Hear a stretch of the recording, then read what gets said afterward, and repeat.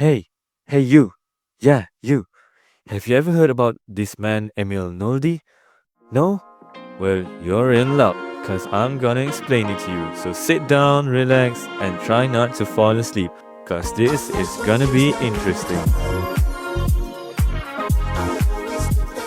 Okay, so first of all, Emil Nolde is one of the forefront founders of Expressionism art, using colors and form in a bold, visionary way.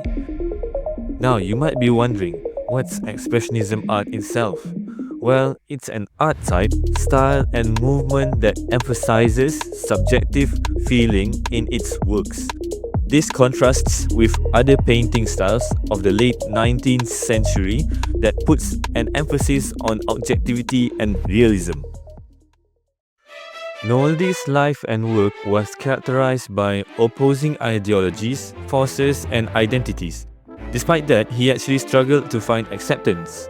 He was too unconventional for the avant-garde, at the same time though, was too progressive for the traditionalist. But out of the conflicts and contradictions in Nolde's life came remarkable and abundant creations. Nolde was a nationalist with a conflicted nationality. He was born in 1867 in northern Germany, a territory that later became part of Denmark. He had a Danish passport but felt deeply German. He loved being in northern Germany in the summer, yet he and his wife returned each winter to explore his fascinations with the people of Berlin. Nolde was never happier when he was cut off from the world and at his home in the northern flatlands between the North and Baltic Seas. But he also traveled widely and adored the art of different nations. Now, in the early 20th century, the majority of aspiring artists looked to the remarkable style of French Impressionism for inspiration, and Nolde was no different. He even was inspired by Vincent van Gogh himself. But he realized that the French Impressionism style was too realistic and too old-fashioned for the 20th century. So, what did he do, you ask? Simple. He joined a group of artists called Die Bruche, pioneers of German Expressionism who abandoned realistic representations in favor of exaggerations and distortions of line and color. They wanted art to go deeper, to express the very spirit of life and nature. For Nolde, color was the supreme means of expressions. He said, "Color is strength, strength is life." For Nolde, he was openly critical for colonialism, and his exotic paintings of tribal scenes reveal a deep interest in racial identity and the unique essence of different nations.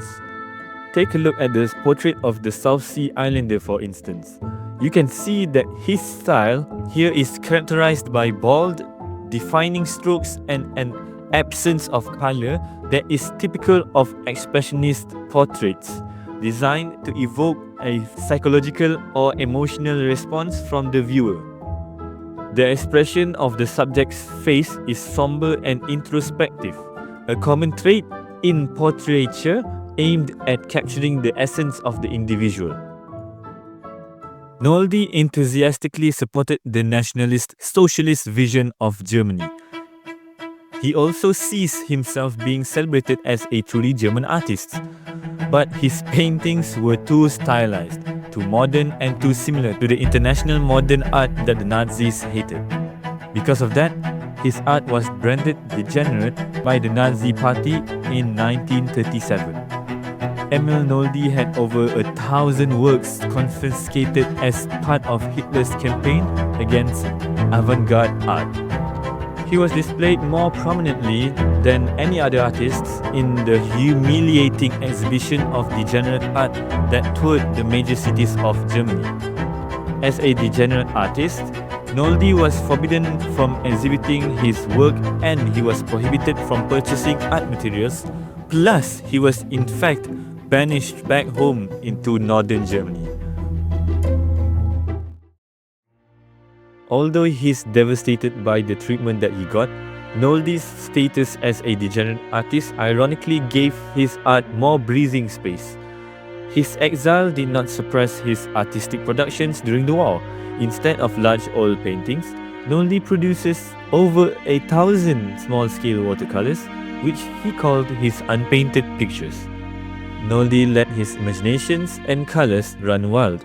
In these watercolors, there is a sense of contrast and contradictions of his life, finding a sense of harmony and always vibrant colors and bold form in the heart of his innovative work. And that's it. We've finally finished with Emil Nolde. You didn't sleep, right? Whatever. At least my work here is done.